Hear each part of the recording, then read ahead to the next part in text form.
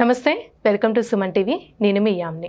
ప్రస్తుతం మనతో ఉన్నారు ప్రముఖ ఆధ్యాత్మికవేత్త, జ్యోతిష్యరత్న శ్రీమతి కోనాల భాగ్యలక్ష్మి గారు ఉన్నారు. వారితో మాట్లాడదాం. నమస్తే అమ్మా. నమస్తే అమ్మా.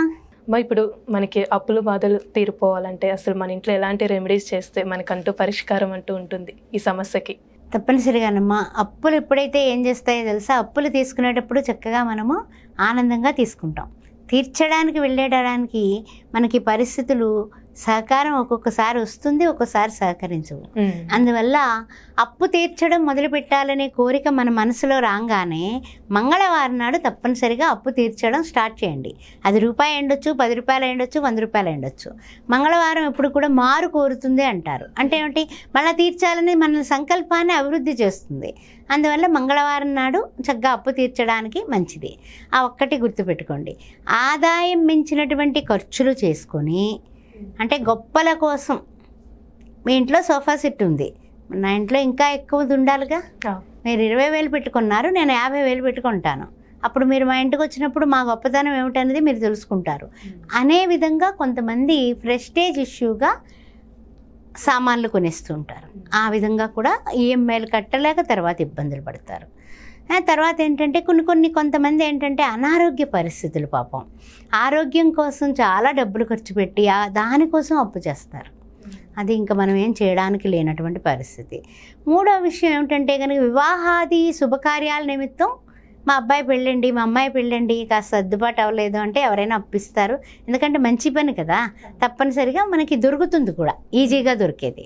అనారోగ్యానికి దొరుకుతుంది, దీనికి దొరుకుతుంది. తర్వాత మొత్తం మీద పెళ్ళి పూర్తయిన తర్వాత మనం కట్టడానికి స్టార్ట్ చేసుకుంటాం. అయితే ఈ గృహం లేదా స్థలం ఏదైనా కొనుక్కోవడానికి కూడా మనం లోన్లు కానీ అప్పులు కానీ తీసుకుంటూ ఉంటాం. అవి చిన్న చిన్న అప్పులు అనుకోండి, పర్వాలేదు, మనం తీర్చేయగలుగుతాం. పెద్ద పెద్ద అప్పులు చేస్తారు, అంటే వందల్లోంచి వేలల్లోకి, వేలల్లోంచి లక్షల్లోకి, లక్షల్లోంచి కోట్లలోకి వెళ్ళిపోతాయి. అంటే మనకి స్థాయి పెరిగే కొలది అవి కూడా అలా అలా పెరిగిపోతూ ఉంటాయి. ఏ ఆధారాలు లేకుండా మీకు లోన్ ఇస్తామని మన ఫోన్కి మెసేజ్లు వస్తాయి కదా, దానికి టెంప్ట్ అయిపోతాం. ఆధారాలు లేవు, చక్కగా నేను ఎవరో తెలియదు, 2 లక్షలు 3 లక్షలు ఇచ్చేస్తారట. నేను ఎంత గొప్ప విషయం ఇది అంటే, వాళ్ళు ఆల్రెడీ ట్యాకిల్ చేసుకుంటారు మన ప్యాకేజ్ ఏమిటి, మన పరిస్థితి ఏమిటి అని. అలాగా మనం లోన్ తీసుకొని ఈఎంఐలు స్టార్ట్ అయిపోతాయి. మొత్తం మనకి బుర్ర మొత్తం చెడిపోతూ ఉంటుంది. ప్రతి నెల 1వ తారీఖున మన జీతం పడగానే ఫస్ట్ అది కట్ అయిపోతూ ఉంటుంది. అది టెన్షన్. తర్వాత అప్పు తీర్చడం అనే ఆనందం మనకి ఉండదు, ఇంకా తీర్చాలనే ఆనందం ఉండదు. ఇవన్నీ కట్టుకోవడంతో మనం యొక్క ప్రపంచం అంతా కూడా మారిపోతూ ఉంటుంది. సరే, ఈ మంగళవారం నాడు అప్పు తీర్చడం అనేది, మనం డబ్బులు పక్కన పెట్టుకోవడం అనేది మొదలుపెట్టి ఎంతో కొంత కట్టడం మొదలు పెడితే తప్పనిసరిగా కూడా మనం తీర్చేయగలుగుతాం. అది ఫస్ట్ మనం చెప్పుకున్నటువంటిది. రుణ గణపతి స్తోత్రం ఉంది. అంటే అది ఎలాగంటే, ప్రతిరోజు కూడా ఒక డిబ్బీ పెట్టుకొని ఆ గణపతి దగ్గర నేను రుణం తీర్చేయాలనుకుంటున్నాను స్వామి, విఘ్నాలు లేకుండా నిర్విఘ్నంగా తీర్చేలాగా చెయ్యి అనేసి మనం అనుకోవడం. ఆ తర్వాత ఏంటంటే, అక్కడ మనకి ఏంటంటే కనుక కొంతమంది ఏం చేస్తూ ఉంటారంటే కనుక, ఎలా అయినా సరే ఈ యొక్క రుణం తీరాలి, నాకు నిద్ర పట్టట్లేదు, వాడే కల్లోకి వస్తున్నాడు, ఇలా కూడా బాధపడిపోతూ ఉంటారు. అలాంటప్పుడు మీరు అమ్మవారి దగ్గర, అంటే మన అమ్మవారు అంటే దుర్గా అనుకోండి, లక్ష్మీదేవి అనుకోండి, సరస్వతి అనుకోండి, ఏమైనప్పటికీ ఇచ్ఛాశక్తి, జ్ఞానశక్తి, క్రియాశక్తి స్వరూపిణి కాబట్టి ఆమె దగ్గర ఓం అపర్ణాయ నమః, ఏం లేదమ్మా, చాలా సులభంగా సూక్ష్మంలో మనకి అప్పులు తీరడానికి మార్గం చూపించే తల్లి అదే. అంటే మన సంకల్పానికి ఇప్పుడు మనం కట్టేద్దామని అడతాం, అక్కడ దేనికో టెంప్ట్ అయిపోయి కట్టడం మానేసి వేరేది కొనుక్కొచ్చేస్తాం. అలాంటి మనస్సు మనకి పరిపరి విధాలుగా పోతుంది కదా, అది లేకుండా ఉంటుంది.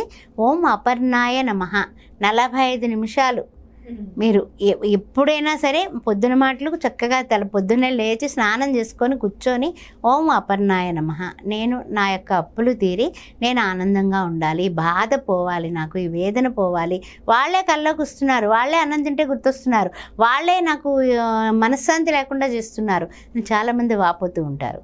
అలాంటి దానికి ఓం అపర్ణాయ నమః అని పేపర్ మీద మనకు ఉన్నటువంటి అప్పులు చిట్టా రాసేయండి.